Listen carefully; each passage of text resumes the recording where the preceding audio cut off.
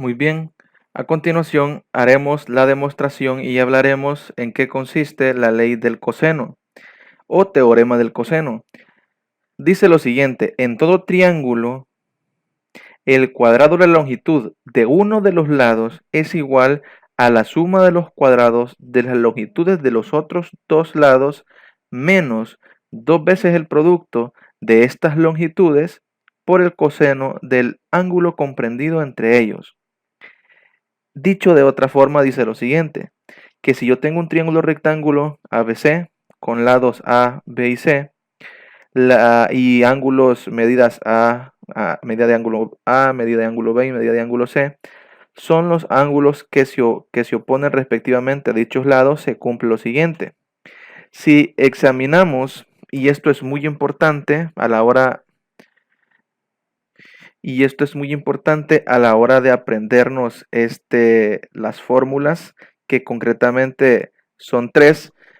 Observen lo que dice el teorema, que dice: el cuadrado de la longitud de uno de sus lados, no importa cuál sea, recordemos que los lados son A, B y C, no importa cuál. Por ejemplo, si yo tomo A, dice que el cuadrado de este A es igual a la suma de los cuadrados de los otros dos lados restantes. ¿Y cuáles son los otros dos lados restantes? B y C.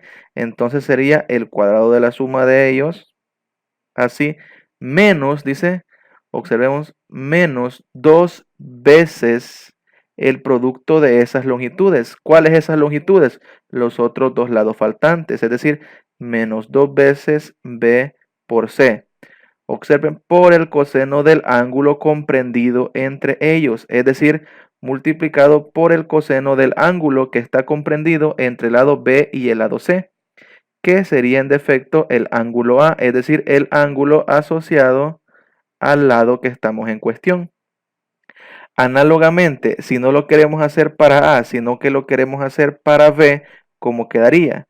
Quedaría que B al cuadrado es igual, los otros restantes en todo caso sería, si es B, serían A y C, entonces sería A cuadrado más C al cuadrado, es decir, los complementarios a B, menos dos veces, ¿quiénes? Estos y estos, es decir, A y C, por el coseno de ¿cuál ángulo? Sería el ángulo asociado al lado B, es decir, ángulo B.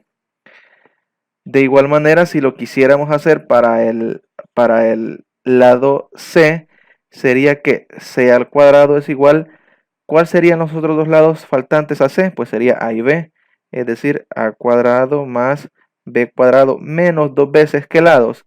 A y B, por el coseno de ¿cuál ángulo? El asociado al lado C, ángulo C. Y ahí estaríamos entonces cómo aprendernos cada una de estas fórmulas. La demostración que haremos, solamente demostraremos una de ellas, dado a que las demás son de manera semejante, o por no decir igual. A continuación procedemos con la demostración. Muy bien, para comenzar con la demostración partiremos del siguiente triángulo oblicuángulo, que concretamente este es un triángulo acutángulo, en donde vamos a trazar esta altura que nuevamente le llamaremos altura H. Cuando trazamos esta altura, recordemos que esto se reparte en dos triángulos rectángulos, en donde sabemos que la distancia que hay de B hasta C es A. Por lo tanto, si yo llamo a la distancia de B a D X, es decir, la distancia que hay de B hasta D, en su defecto, ¿cuánto mediría la distancia que hay de D hasta C? Si yo sé que la distancia que hay de B hasta C es A y la distancia que hay de B hasta D, ¿cómo le hago? Pues a toda la distancia le quito esta partecita y en defecto obtendría esta de acá. Esto en pocas palabras sería A menos X, es decir, toda la longitud A menos esta partecita que está desde B hasta D.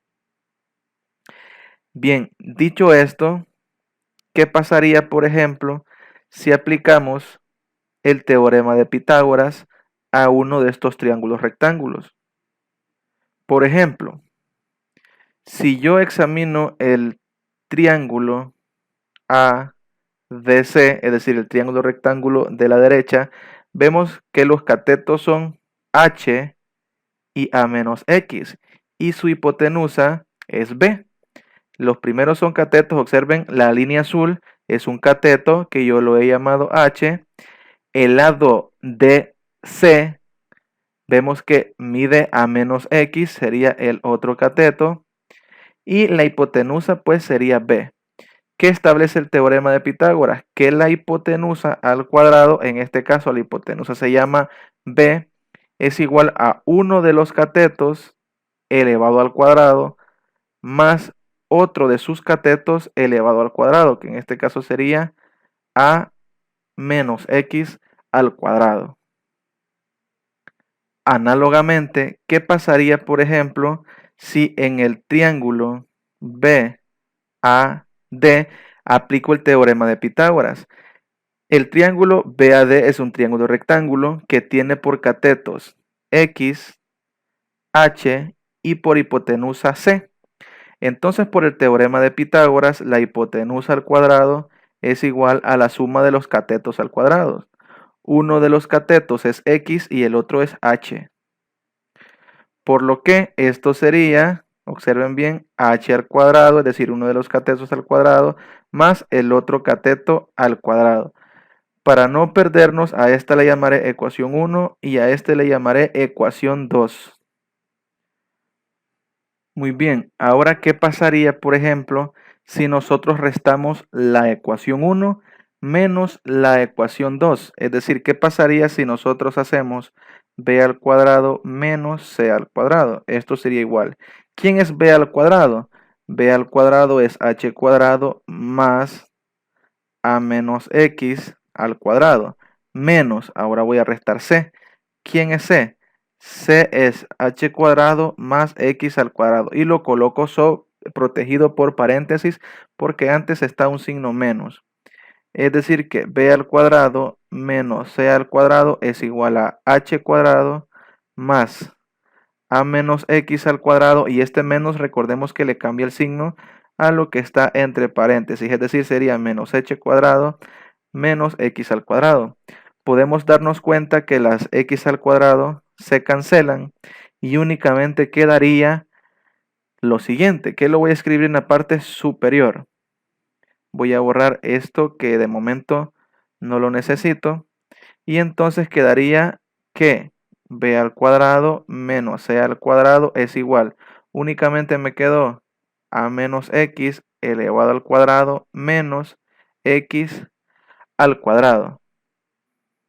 Muy bien, a continuación borraré esto que ya no lo necesito porque ya lo utilizamos y pasaríamos a esta parte que, si podemos observar, al restar las dos ecuaciones nos quedó este binomio al cuadrado, que si recordaremos vamos a hacer lo siguiente: si yo tengo la resta de dos términos al cuadrado, recordemos que es el cuadrado del primero menos dos veces el primero por el segundo más el cuadrado del segundo. Es un binomio al cuadrado. Entonces esta regla utilizaré para sustituir el a menos x al cuadrado. Entonces podemos darnos cuenta que nos quedaría de la siguiente forma. Lo escribiré aquí.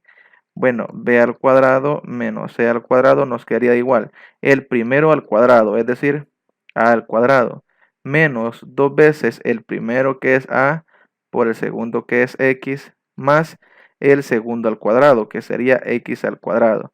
Sin olvidar que me hace falta agregar este término, menos x al cuadrado. Simplificando me queda que b al cuadrado menos c al cuadrado es igual a al cuadrado menos 2ax, y observemos que estos x al cuadrado se cancelan, por lo que llegamos a esta expresión que le voy a llamar ecuación 1. Examinemos el triángulo BAD. ¿Quién sería el coseno del ángulo B? El coseno del ángulo B sería cateto adyacente, que podemos ver que es x, dividido entre hipotenusa, que podemos ver que es c. Si yo paso a multiplicar la c, obtengo que c multiplicado por el coseno de b es igual a x. Por lo que fíjense bien que esta última ecuación la puedo sustituir en lugar de la x de la ecuación 1. Si yo hago ese reemplazo, me queda que b al cuadrado menos c al cuadrado es igual a cuadrado menos 2a, y en lugar de x escribiría c coseno de b. Entonces aquí escribiría c coseno de b. Y finalmente, esta c que está restando la voy a pasar a sumar y lo voy a escribir en rojo para que me quede que b al cuadrado es igual a al cuadrado más c al cuadrado, que la pasé al otro lado, menos 2a por c por el coseno de b.